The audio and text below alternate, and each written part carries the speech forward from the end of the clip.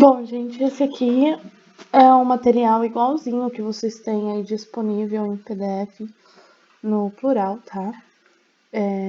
A gente vai ver o Simple Past, hoje vai revisar o Simple Past, né? Não tem muito mistério, tá? Na conjugação desse verbo. Quando você for falar dos verbos regulares, aqui a gente entra uma segunda parcelinha de verbos que são irregulares. A gente já falou um pouquinho sobre isso quando a gente estava falando do presente simples.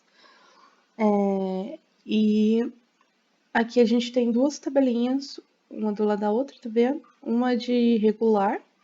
Quando for regular, você coloca o ed, acrescenta o ed no final do verbo. Aqui o verbo é work, adicionei ed, fica worked. For hours on this project. Então, eu trabalhei horas nesse projeto, por horas nesse projeto. Vocês podem olhar que não importa aqui qual é a pessoa, né, qual que é o pronome, vai ficar igual para todo mundo, não importa se é singular ou plural, tá? Não tem a diferença que tinha no presente. Aí, aqui, quando o verbo for irregular, ele vai assumir a forma que ele tem no passado e fica igual para todo mundo. Por exemplo, o verbo go, que é o verbo ir, o verbo go, no passado, ele fica went. Ele vai ser assim para todas as pessoas, tá? É irregular. Isso aqui tem uma tabelinha aqui embaixo, tá vendo? Infinitivo é sem conjugar, por isso que ele aparece esse to na frente. E aqui ele na versão do já conjugado como passado simples, né? Então, se a gente procurar aqui o verbo go, que é o que a gente usou ali em cima, o verbo go, ele fica went. E fica assim para todo mundo, tá? É para toda a galera, não importa se é singular ou se é plural. Vamos lá. Aqui a gente tem algumas observações, tá? Aqui do verbo regular, aqui do verbo irregular. Vamos primeiro no do verbo regular. Como observado, quando nós queremos transformar um verbo regular no passar ele, né, conjugar para o passado simples, a gente tem que adicionar ed no final do verbo. Aqui nessa parte de baixo, a gente tem as exceções para as regras, tá? Como a gente já notou em outros tempos verbais, né? A gente tem exceção para regra. São só duas nesse caso do Simple Past. A primeira é quando o verbo termina com e. Se ele termina com e, a gente só acrescenta d, tá? Não repete o e. Tipo, terminou com e, você não vai colocar outro e e depois o d. Você coloca só o d. Exemplo, close, ele termina com e, a gente coloca closed, só adicionou o d. Quando o verbo termina em consoante mais y, aí a gente transforma esse y em i. Então, acrescenta ed. Então, essas são as duas exceçõezinhas para a regra. Aqui eu coloquei a conjugação do passado simples do verbo to be, porque como a gente já viu em tempos anteriores, né, quando a gente estava conjugando, o verbo to be, ele é dono de si mesmo, ele não segue regra nenhuma, ele conjuga de acordo com a regra dele. Então, aqui na afirmativa fica was, né, em vez de ser I am, do presente, ele fica I was, eu estava, ou eu era. Na negativa fica wasn't, que é juntando was com not, né? Que é a versão abreviada, a gente já falou sobre isso. E aí, na parte das perguntas, o mesmo esquema de sempre. A gente pega o verbo to be e traz ele para frente do pronome, inverte. Então, se aqui na afirmativa era I was, na pergunta vai ficar was I, ok? Agora a gente vai ver aqui a parte dos irregulares. O verbo irregular, ele assume uma forma própria e específica dele, tá?